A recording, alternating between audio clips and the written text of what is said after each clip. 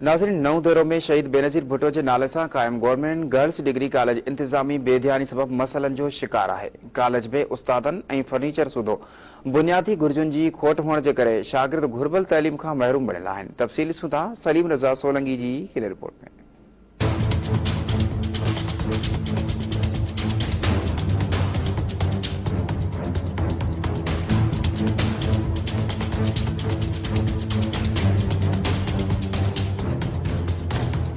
शहीद रानी मोहतरमा बेनज़ीर भुट्टो के नाले से संदसी अबाणे शहर में कायम गवर्नमेंट गर्ल्स डिग्री कॉलेज नऊ दरो उस्तादन तोड़े बुनियादी मसलन के खोट जे वर चढ़ी वही है।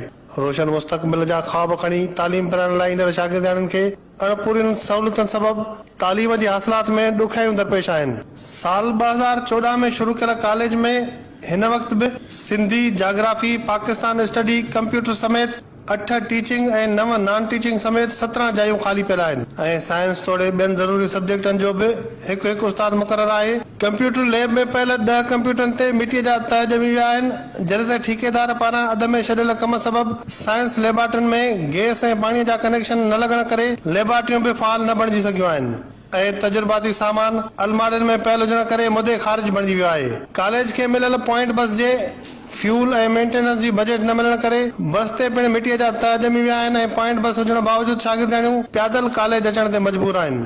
उन मौके ते धरती टीवी सां वीचार वंडींदे कॉलेज जे शागिर्दाणियुनि ऐं प्रिंसिपल जो चवणो त असांजे इन कॉलेज में बे टीचर्स असांखे अवेलेबल खपनि जेके न आहिनि। असांजे स्टडी जो इलाही लॉस थो थिए त हिकिड़ो पाकिस्तान स्टडी जो टीचर न आहे ऐं जोग्राफी जो असांजो इलाही लॉस थी वियो आहे। ऐं जेके बुक्स आहिनि असांखे उहे बि हिते मैम वठी जेके रखिया आहिनि त उहे ई अवेलेबल आहिनि ऐं ॿिया जेके आहिनि त असांखे बुक्स बि हिते कोन ॾिना विया आहिनि ऐं असांजी पॉइंट बस आहे उन जे लाइ बि असांखे ड्राइवर बि खपे ऐं असांखे उन जो तेल जो बजट बि ॾिनो वञे। नियाणियुनि जे कॉलेज जे हिसाब सां असां वटि बस मौजूदु आहे। ईअं चओ त बस जो ढांचो मौजूदु आहे, डेड बॉडी मौजूदु आहे, पर हुन में साह कोन्हे। उन जो सबबु इहो आहे त असां वटि बजट नथी अचे। POL वारी बजट उहा बॉइज़ कॉलेज में वञे थी।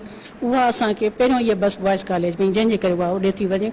हाणे 2-3 सालनि खां इहा बस असां वटि आहे, पर असांजी कोशिशुनि जे बावजूदु बजट जेका आहे असांजे ट्रांसफर नथी कई वञे। त 4 सब्जेक्ट्स जा त बिल्कुलु बि कोन्हनि। पाकिस्तान स्टडी जो कोन्हे, जाग्राफी जो कोन्हे, सिंधी जो कोन्हे, कंप्यूटर जो कोन्हे। लेबोरेटरीज़ में कमु अध में आहे, जंहिंजे करे असांजो जेको बि वरितल मटीरियल आहे लेबोरेटरीज़ जो असांजे स्टोर रूम में पियो आहे ऐं काफ़ी त असांजा केमिकल्स जेके आहिनि उहे एक्सपायर थी विया आहिनि। कॉलेज जे शागिर्दाणियुनि ऐं प्रिंसिपल तालीम जे सूबाई वज़ीर सईद गनी ऐं सिंध जे वॾे वज़ीर सैयद मुराद अली शाह खे अपील कई आहे त शहीद मोहतरमा Benazir Bhutto government girls degree college के बुनियादी सहूलियतूं फराहम करे मसइला हल कया वञनि त जीअं नऊ दरो ऐं भरपासे जे इलाइक़नि जे नियाणियुनि खे बहितर तालीम जूं सहूलियतूं मुयसर थी सघनि। कैमरामैन समद जमाल सां गॾु सलीम सोंगी, धरती टीवी, नऊ दरो।